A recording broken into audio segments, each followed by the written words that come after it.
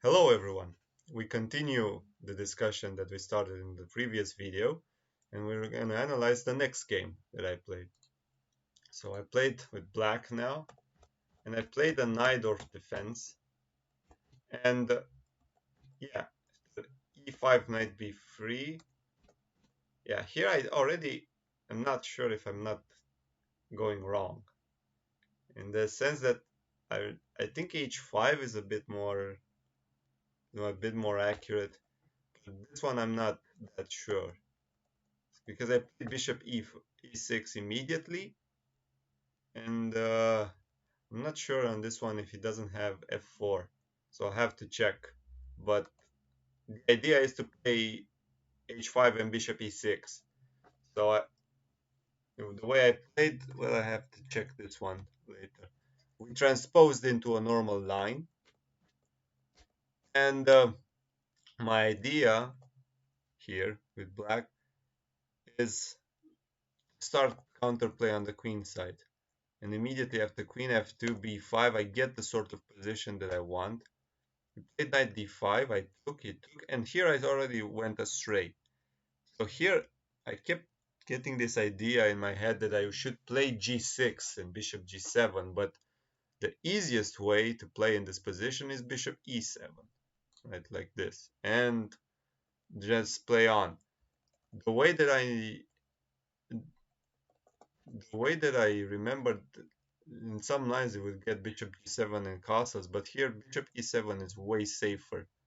So we would get this position and copy it here with black to play bishop e7, add to my course, and add it to now the black games.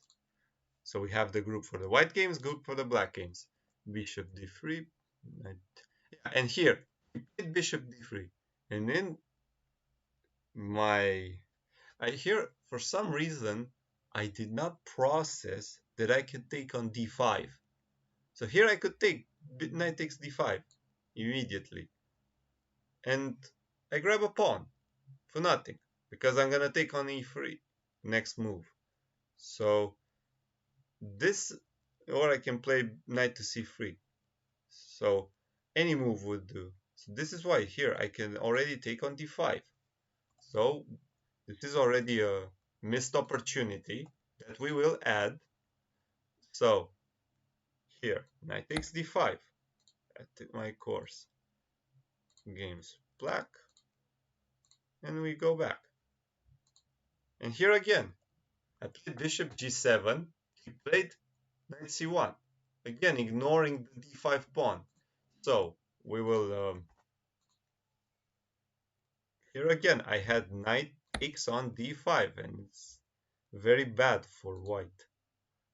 So simple ideas, simple tactics, which if not spotted, there goes. And then he played bishop e4, and here again it's very embarrassing for me. I didn't see immediately to take. I didn't process that move.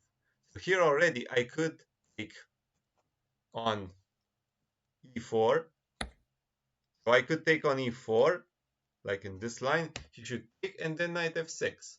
This was, and now he can't defend both c2 and e4. And the position is falling apart. He will lose a pawn. And if he goes bishop here, I'll take. And with a fork on the rooks. Right? So knight f5 is it's already bad. So if you take on e4, take, and then knight f6, it's winning for black.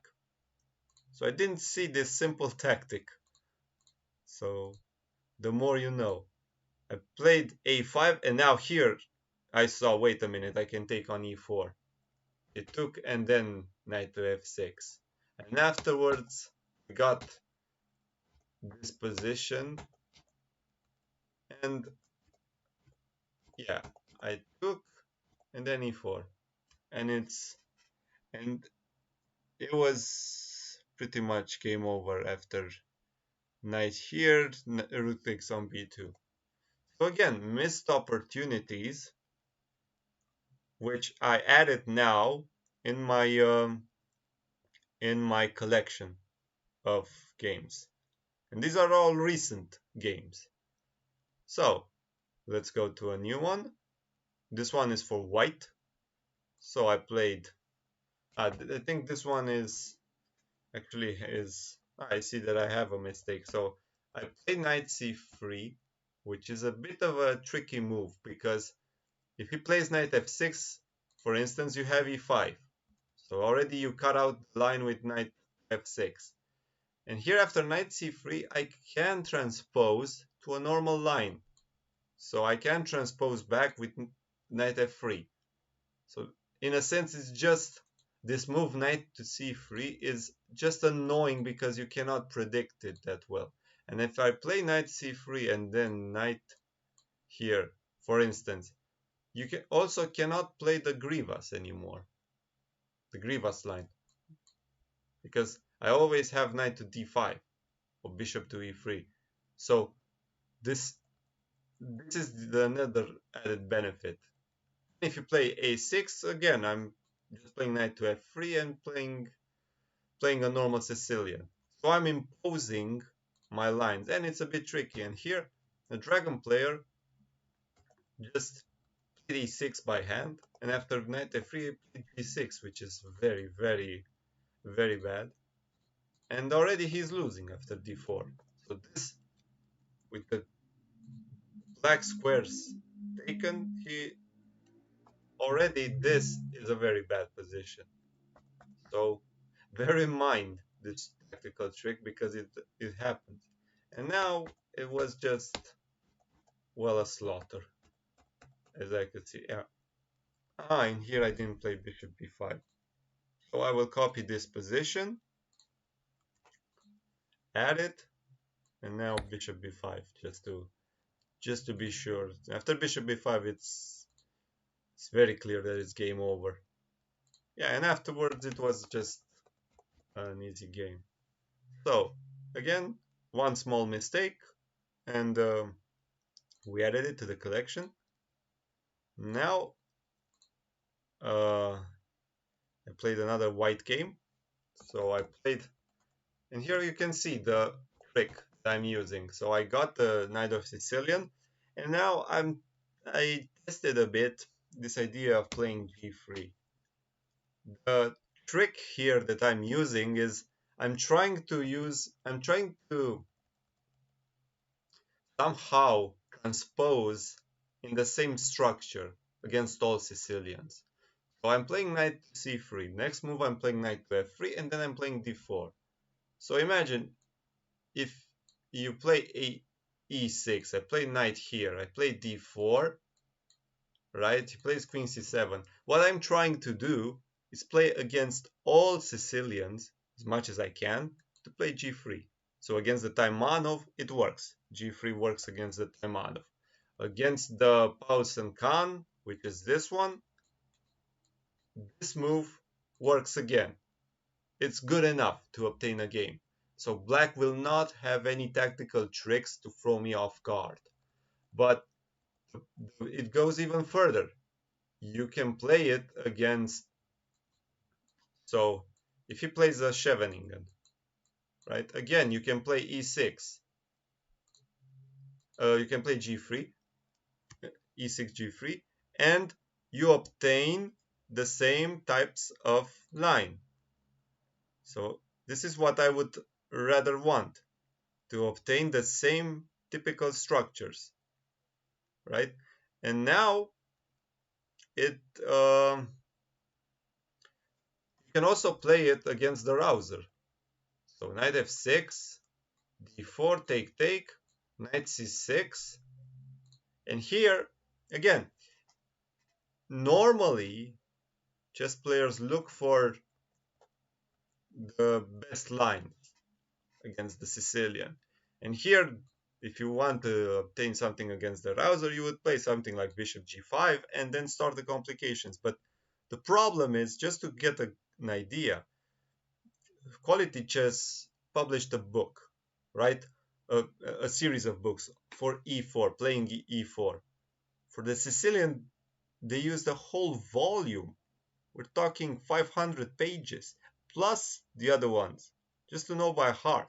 Or if you want to go even further, you would have the Negi repertoire, right? GM Parimijan Negi, who you would have Sicilian Volume 1, Sicilian Volume 2, Sicilian Volume 3, and you would not end it. What I'm trying to do is try to obtain a repertoire that would somehow force the typical structures that I want. And those typical structures then I would know.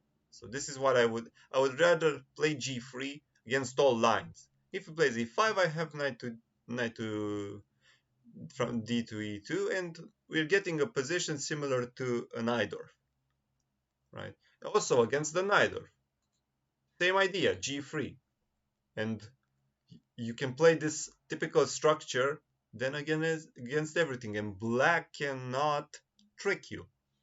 So here he cannot use a line, right? Special line that would trick you, take a pawn, or be forced to take a pawn. No. And with white, it's super solid. And I'm just gonna play castle, bishop g2, castles, rook e1. Everything is defended, and from then on in, who plays better chess wins. So I'm imposing my typical positions. That would be the method that I'm using. Also, for a fun fact, you can use it against the dragon also, and it's not that toothless as it would appear. That was my surprise. So there is g6, g3, bishop g2, or knight c6 if you want the real move order. And here I would like knight d to e2. So bishop g7 and bishop g2 castles.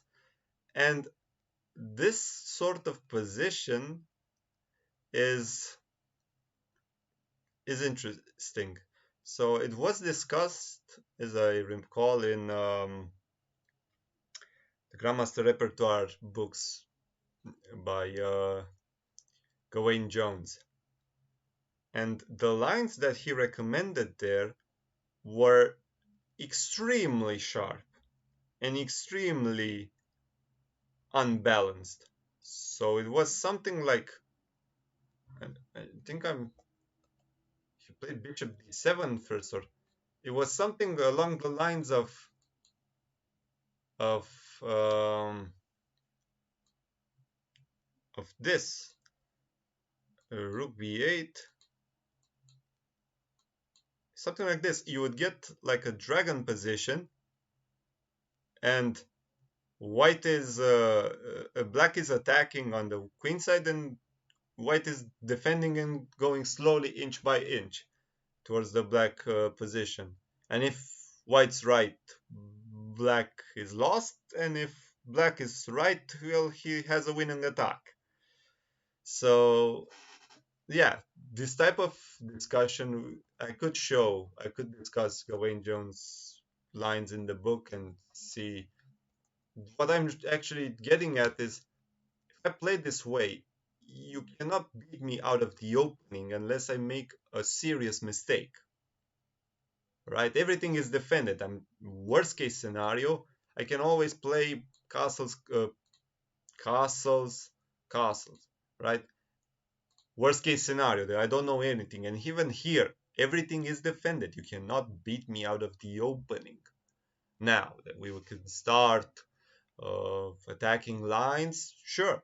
Yeah, I think yeah, his idea was not to castle that quickly, but play bishop d7.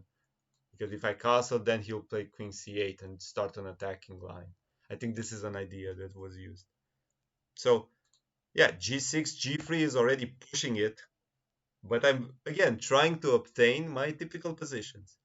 And you could play also against the accelerated dragon if you like. So like this, g6, d4, take, bishop here. And yeah, this is the kind of joke that I was asking teammates. What? So if white plays here, so the normal line, any normal chess player knows, bishop e3, right?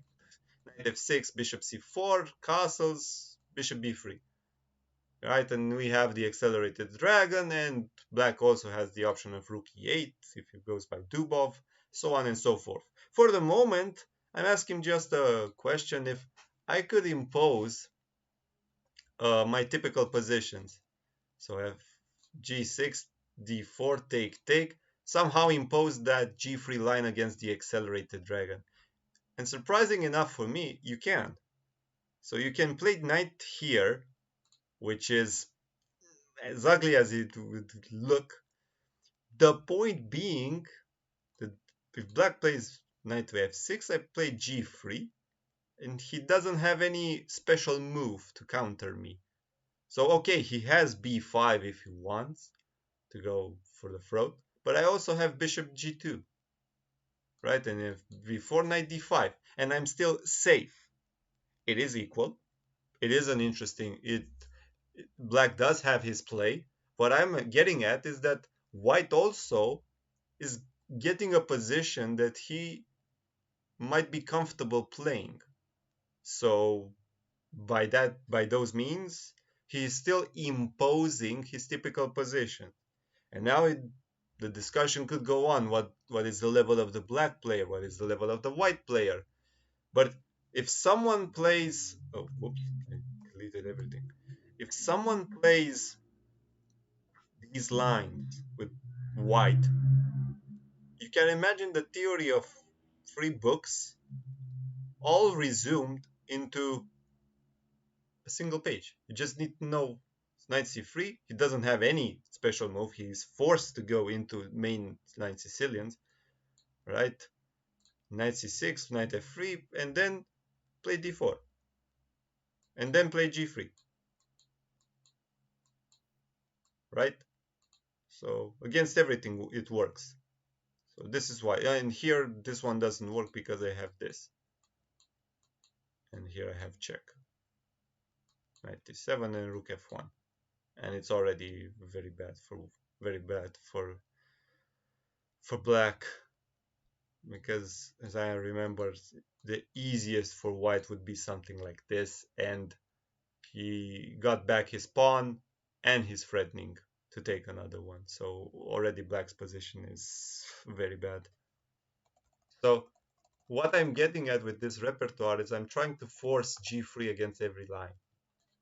The Sveshnikov you can't, but even against the Sveshnikov, this order is not particularly pleasant, because if he plays e5, well, no more Sveshnikov, and if he plays e6, which might do, if he take, here you could play knight here to knight d to b5, and he can enter the Sveshnikov of the four knights, but you can also take on c6, a line which normally Sveshnikov players do not like and wouldn't allow. They would prefer the other way. So this type of back and forth by white is, so black can only change our minds with e5 here, and then we get a position typical of the four knights for e4, e5, right? And if it doesn't do that, we are forcing our typical positions. This is how I would see it. So now you got a bit of understanding of what I'm looking for, and let's see what I obtained. All right, on my explanations. So I played g3, e6, bishop g2, castles, and now I played queen e2 and rook d1. So I brought my pieces into play. a4, so I'm stopping b5. And now black is going for a hedgehog position, hedgehog type of position. He will put the bishop on b7. And I would prefer, so here we already have a game in which black is going for the hedgehog, and white always against the hedgehog could try to improve his position. So it is a fighting game, right? It's a game of understanding. Whoever maneuvers his pieces better will win. So white can also be happy. He forced the hedgehog type of position, and now he can play for an advantage. And here I did a small mistake. Here I could have played g4 already with the idea of g5. So leave it here, b6, and we add it to the position. So here g4 and game's white. And now we can see played again. I missed this idea of g4. I didn't want to play g4 then. Again, after bishop b7, I could play g4. And this line would be good enough for me to start an attack. But I didn't exactly see it. So I played bishop f2. He played normal move rook to c8, and only now did I go g4.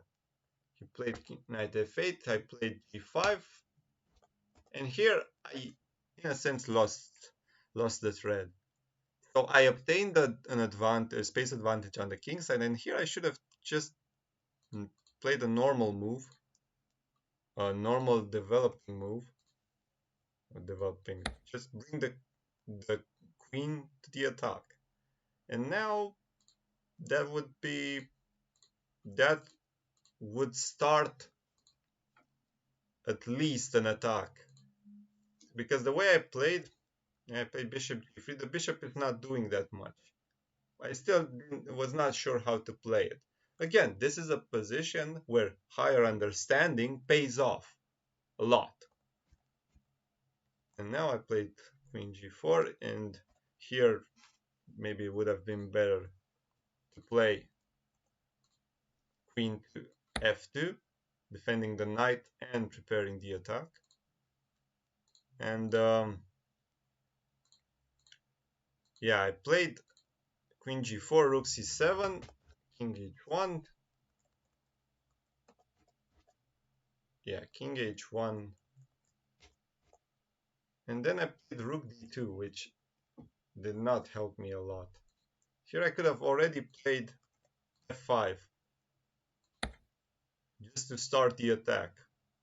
And you can see I maneuvered in a certain way. I didn't play the best moves, but I still obtained an interesting position, an attacking position. So this g3 line is full of venom.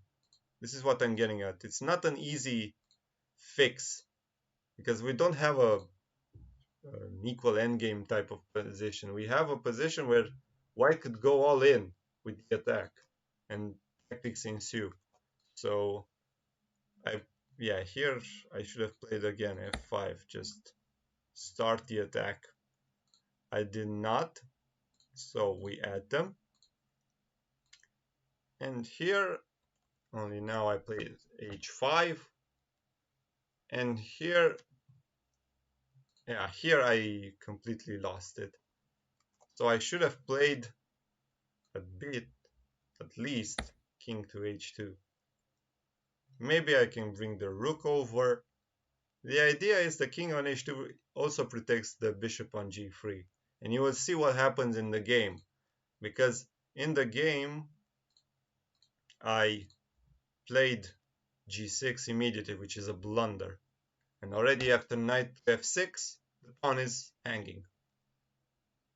So after this move, I took on f7. At least I should have taken on h7. But already the position is far worse. So here, at least this would have been better, because after I took on f7, I'm also losing another pawn. So right now his pieces coordinate way too good. So I played queen e2, I took, and now he took, and my bishop is hanging. And by some miracle, I managed to win this game. So by some extreme miracle, I managed to maneuver, and I won. I actually managed to win this position. But yeah, it was a game full of mistakes. Actually, sorry that I didn't remember the rest of the game. Here I'm lost, that's clear. That's That's clear that I'm lost.